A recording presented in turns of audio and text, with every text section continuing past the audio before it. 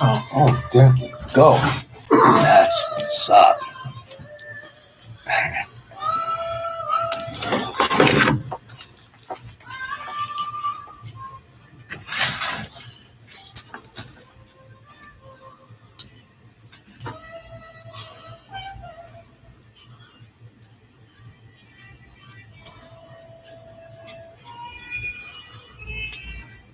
Enthusiasm is appreciated, but we do got to tell you, but we do have to use live language. Okay, yeah, I know. So, You know what's funny is I published a book and I have my master's degree. My grandma's always like, "Do you have to cuss, Christina?" I'm like, "Sometimes it just comes out. I'm sorry." it's necessary sometimes.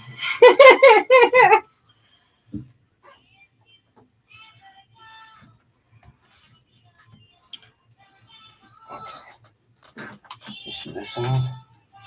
Huh? Is she listening? I'm not sure. Oh, okay. But I'm gonna, when I get a chance, for Saturday. So I'm gonna make the announcements right now. Sure. And the name of the title. Oops. Okay. And then the book. Oh, my book. Yeah. Mexicanistas. Okay. Here we go. We're gonna.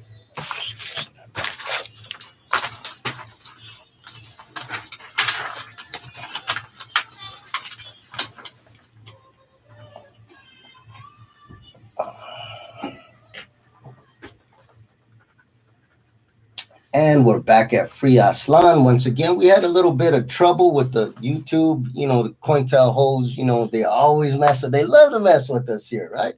But we got maneuvers around that. So we got around it. We're good.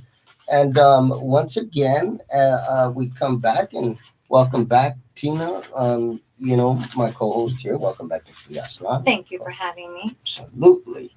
And so I want to make a few announcements. One, of course, was my co-host Tina Marie. We love her here at Free Aztlan. She always brings us really good information on many things going on, especially in the community. And so there's another announcement that I wanted to make, and this has to do with Tina Marie's book. And she put some down, and she did that. And her book is called Mexicanistas, Native Mujeres of Aztlan, California. And that's just a beautiful title and subtitle of this book. I love it, by the way. And it talks a lot about women, and it's very timely because at a time like this, when there's a tax on women, right? Mm-hmm. It's right on time, as always, right on time. And then you also talk about femicide, and those are issues that we don't really hear a lot about. So this book, Mexicanistas, I do want to announce to the listeners that Aslan Press will be publishing this book, and we're very excited about that, Tina. Right? That's something to look forward to. So we're going to be working on that. And then I had a third announcement, and this one is just, and I just can't wait for this. This is going to be just, and the third announcement I wanted to make is that once the book is published, we are going on a book tour, right? Hey. A joint book tour. Absolutely. We'll have our books and we're just going to, just travel across these false U.S. borders and we're just going to bring, these books to the people, to the masses. So very excited about that. And so we're planning on that. And that's something to look forward to. We will be coming to a city near you, right? Yeah. We'll bring it to them. So that's going to be very good. Another thing that, I wanted to talk about, of course, is the politics in command. So politics in command, very important. This is a slogan that, Chairman Mao had developed in his time politics in command. And what he meant by that was that, you know, as we know, as we've talked about here, when it comes to struggles, we could be in the workplace and there's politics involved. We could be in a kalpuli, there's politics. Oh, those are kalpuli politics. People are, we could go out here to the street in the hood, there's street politics. We can go into the concentration camps, there's prison politics. We could go into a relationship, there's going to be politics involved. And politics, it's just a battle of ideas. It's one perspective against another. Sometimes politics will drive action. Sometimes they will drive inaction.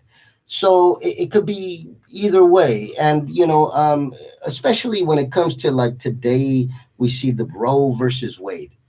It's a political battle. Absolutely. It's politics. Absolutely. It's politics that is grabbing everybody, even white folks. Everybody is pulled into this. But going back in Mao's time, and especially during the Cultural Revolution, when Mao seen that the leadership in China at the time was starting to divert back onto the capitalist road. And they launched the Cultural Revolution. A lot of different struggles came out of that. The Red Guards developed out of that struggle very strongly. But politics in command. We go through a lot of things in life, in interacting with others, and even in relationships, and so anything that Mao said, first of all, is not just pertaining to 1940 in China.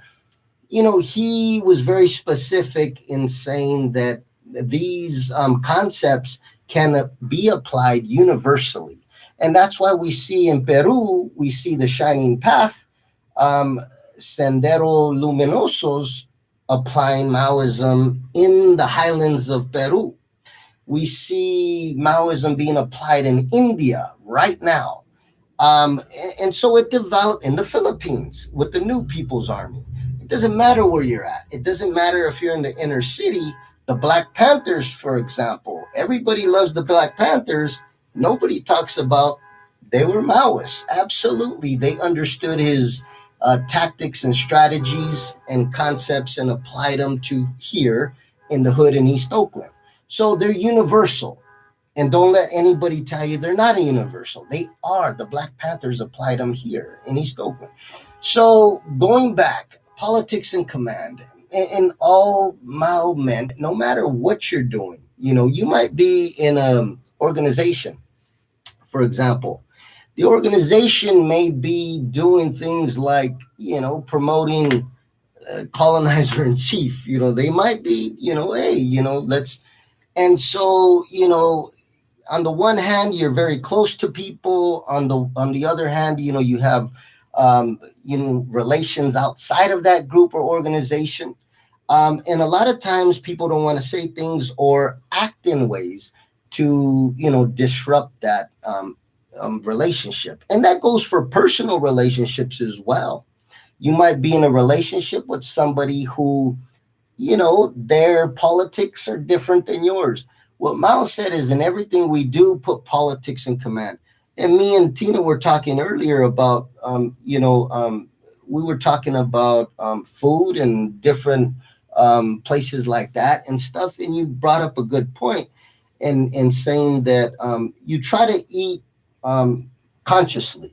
You try to spend your money consciously. Correct. And that was the most beautiful thing that I've heard in a very long time, because that is actually putting politics in command.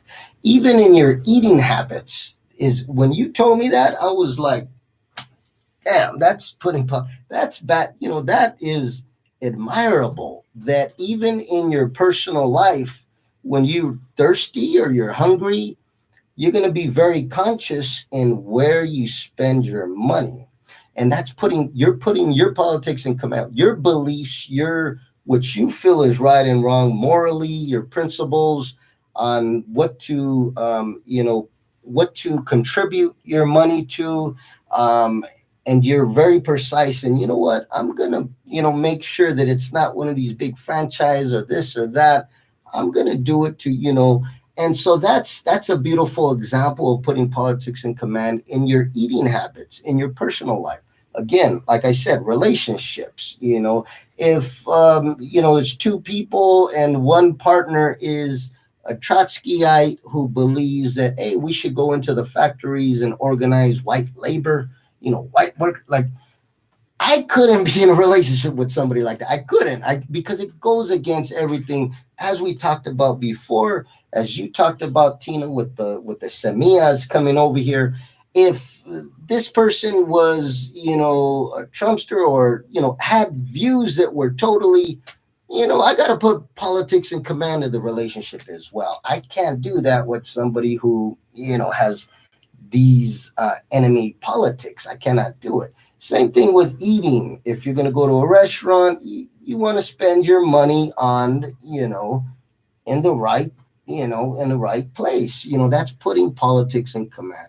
If you're in an organization or group who's promoting, as I said, the imperialist politics, colonizer politics, I couldn't be in a group or organization like that. How could I? It goes against everything I believe. I might be friendly, personal friends with some people or what have you, and I might, do this or that. But to fully engage with them, absolutely not. It goes, these are enemy politics. How could I? And so I would have to put politics in command and say, hey, so and so, we go way back. You had my back here, I had your back there. You know what? We're good. But I cannot do that. I can't support enemy politics. And that's what it comes down to. And we have to be very, we have to, it's very difficult because you can be misled very easily when the